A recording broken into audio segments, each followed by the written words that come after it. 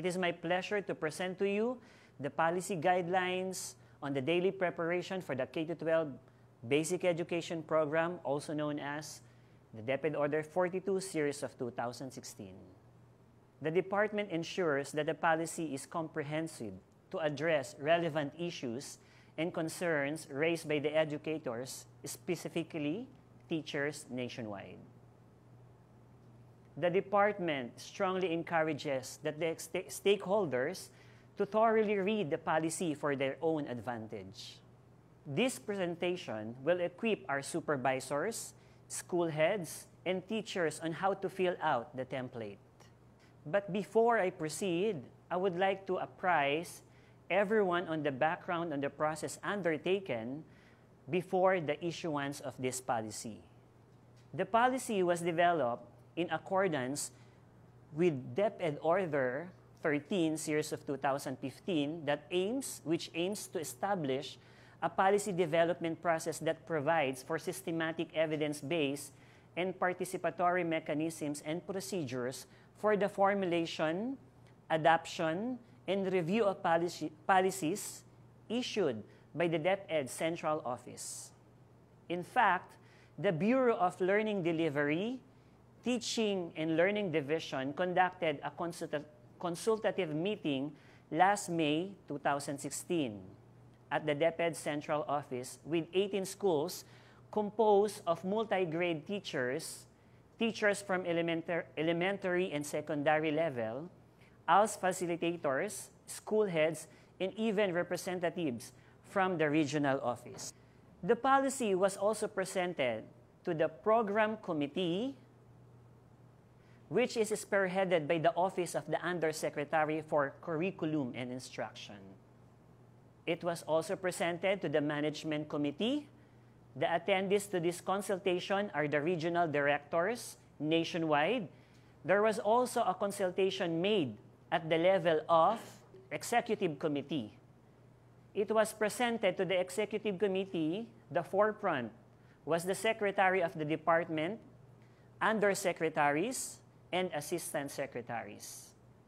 As a result of the consultation, all relevant suggestions and clarifications were incorporated into the policy and templates with the belief that it was created with the best interests of the teachers in mind. At this point, I will demonstrate how the template is filled out. Please allow me to point out some important reminders. Failing to plan is planning to fail. A well-lesson planned is a lesson half done. May I invite your attention to the flexibility clause found in page 12 of the policy, which states that flexibility is allowed in the delivery of the DLL procedures. Teachers do not need to go through all 10 parts in every lesson. Teachers need to ensure that the procedures of the lesson lead to the achievement of the stated objectives. Sa pagkakataong ito, ako ay gagawa ng DLL gamit ang asignaturang ESP, Edukasyon sa Pagpapakatao 6. Aking isinaalang-alang ang oras sapagkat ang ESP 6 ay meron lamang 30 minuto bawat araw. Maaaring ihanda ang DLL ng isang araw o sa loob ng isang linggo. Narito ang isang halimbawa ng template na aking gagamitin sa aralin ng ESP. Makikita dito sa ating layunin na meron tayong pamantayang pangnilalaman, pamantayang pagganap, at mga kasanayan sa pagkatuto. Sa pamantayang pagganap at pamantayang pangnilalaman, ang lahat ng ito ay makikita sa inyong curriculum guide. Sa pagkakataong ito sa ESP 6, ang mga kasanayang pagkatuto ay tumatagal ng isang markahan. Sa aralin isa na may titulong Mahirap Man ang Gawain ay Kakayanin Ko, ito ay mayroong 3 layunin. Ngunit, pinili ko lamang isang layunin upang ituro ito sa isang araw, sa Lunes lamang. Gamit ang layuning ito, bubuuin ko ang DLL para sa ESP 6. Para sa sanggunian, sa mga pahina ng Gabay na Guro, kinopya ko lamang sa pahina 1 and 2 na kung saan nagko-cover ang lesson tungkol sa Aralin 1. Para sa pahina ng kagamitang pang-mag-aaral, kinopya ko lamang ito sa pahina 3 hanggang 9. Maaari ring gamitin ang ilang mga bahagi nito. Maaaring gumamit ng ilang textbook na meron tayo sa ating paaralan. Maaari rin tayong magkaroon o magdagdag ng mga karagdagang kagamitan mula sa portal ng Learning Resources o yung tinatawag nating LRMDS. Maaari rin tayong gumawa ng sarili nating mga kagamitang panturo na available sa inyong mga paaralan.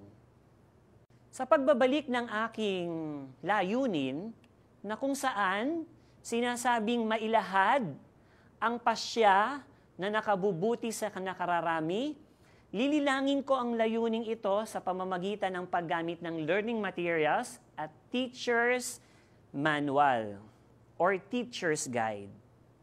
Para sa pamamaraan, sa A and B na kung saan nandito ang pagbabalik-aral at paghahabi ng layunin, sinulat ko lamang ang talakayin sa mag-aaral ang pahina 2 and 3 ng learning materials. Kung ano man ang laman ng sa pahina ng 2 and 3, doon ang guro ay magtatalakay gamit ang learning materials. Pagkatapos nun, ang letter C ay hindi ko magagamit sa pagkakataong ito. Kung babalikan natin ang flexibility clause, sinasabi doon na hindi kailangang lagyan ang bawat bahagi. So nakita ko bilang guro na mas kailangan ko ang pagtalakay ng bagong konsepto at paglalahad ng bagong kasanayan. Isinulat ko lamang na magbigay ng pamprosesong tanong bilang tugon sa ihanda natin sa pahina 4 ng LM. Ang ihanda natin ay isang bahagi sa learning materials. Napakahalaga na ang guro ay makita niya kung gaano tatagal ang inilalagay niya sa DLL. Inuulit ko, inilalag lamang ito. Ilalagay lamang ang impormasyon na makikita rin sa LMs at TG. Hindi ikinakailangan ilagay lahat o kopyahin kung anong meron sa LM at TG. Ang halimbawang pinakita ko ay pang-isahang araw lamang. Pero maaari nating ihanda ang ating DLL sa paggamit ng 2 araw o higit pa. Ito ang halimbawa. Kung babalikan natin ang ating layunin, mailahad ang pasya na nakabubuti sa nakararami, babalikan natin na 3 layunin ang nakaatang para sa Aralin 1. So, iminanage ko na tigta-3 araw ko itong i-discuss o tatalakayin. Sapagkat natalakay ko na ng isa para sa Lunes, tatalakayin ko naman ito sa araw ng Martes at Miyerkules gamit pa rin ang parehong layunin. Sa pagkakataong ito, palalalimin ko ang talakayan. Paano ko to palalalimin? Gamit pa rin ang learning materials ng ating mga mag-aaral. Magkakaroon na ngayon ako ng pagbabalik-tanaw. Bakit? Sapagkat nagkaroon na ako ng talakayan kahapon. So, bilang tugon dyan, magkakaroon ng balik-tanaw sa nakaraang talakayan. Paano ko ito palalalimin? Babalik uli ako sa konsepto na kung saan ang ilalagay ko lamang sa DLL ay ipabasa ang matuto sa iba sa pahina 5-6 ng LM. Para sa paglinang ng kabihasaan tungo sa formative assessment, isinulat ko sa aking DLL ang pagpapalalim ng konsepto gamit ang mga tanong sa pahina 6 ng LM. Maaari rin tayong gumamit o gumawa ng ibang mga pamprosesong tanong upang mapalalim pa ang talakayan sa Aralin 1. Narito na ako sa bahagi ng pagninilay. Maraming katanungan ang natatanggap ng aming kagawaran kung paano sasagutan o paano i-fill out ang pagninilay.